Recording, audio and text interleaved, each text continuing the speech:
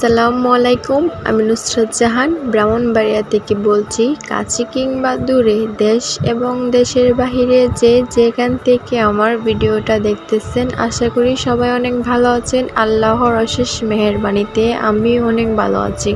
প্রতিদিনের মতো আজকের ভিডিওটা শুরু করতে যাচ্ছি। জানি না কার কাছে কেমন লাগবে, যদি কোনো ভুল ত্রুটি হয় তাকে ক্ষমার দৃষ্টিতে দেখবেন। আজকে রান্না করতেছি কলিজা বোনা। আমার কলিজা বোনা রান্না করা শেষ। অন্য পাশ দিয়ে গরু গোশত রান্না করব। সবকিছু গুছিয়ে রেখে দিয়েছিলাম। আম্মা জাল দিতেছে, আমি এগুলো রান্না করব। ভিডিও করতে অনেক অসুবিধা হয়, নিজে জাল দিয়ে নিজে ভিডিও করো, লাড়াছাড়া দাও, অনেক কষ্ট হয়। তার জন্য আম্মা জাল দিয়ে আমি ভিডিও করতেছি। ঈদের সময় আব্বা বাড়িতে আসে নাই, একটু কাজে ব্যস্ত ছিল, তো আজকে আসতেছে, তার জন্য রান্না করতেছি। আপনাদের সাথে কথা বলতে বলতে আমার রান্না করা প্রায় শেষের দিকে।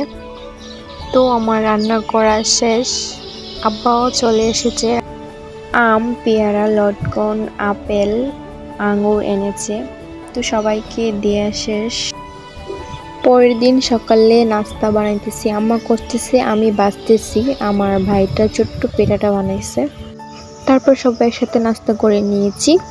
ঈদের বেশ কিছুদিন পর নানুর বাড়িতে যাব। ঈদের পর আব্বা আম্মা আমার ছোট ভাইটা বেড়ায় আসছে, তো আমি যাই নাই ওই সময়, কিছুদিন পর আর কি যাইতেছি। তো নানুর জন্য এখান থেকে ফল কিনে নিয়েছি। তারপর গাড়িতে উঠে গিয়েছি, যাত্রী নিয়ে একটু বসে আছিলাম। তারপর গাড়ি ছেড়ে দিয়েছে। তারপরের দিন নানু বাড়িতে আসার পর মামানি বলতেছে যে আমার হাতে খিচুড়ি খাবে।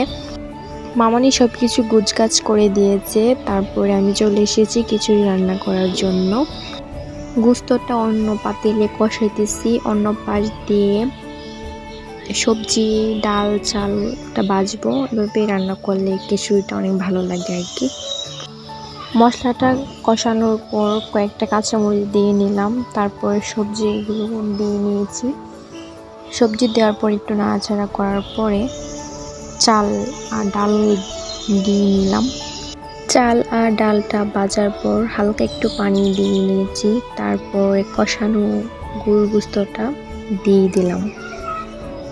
তো বলক এসে পড়েছে। তারপরে আমি একটার মধ্যে 3টা ম্যাগির মশলা দিয়েছি। তো আমার খিচুড়ি রান্না করা শেষ। তারপর খেয়ে নিলাম। খিচুড়িটা মোটামুটি মজাই হয়েছে।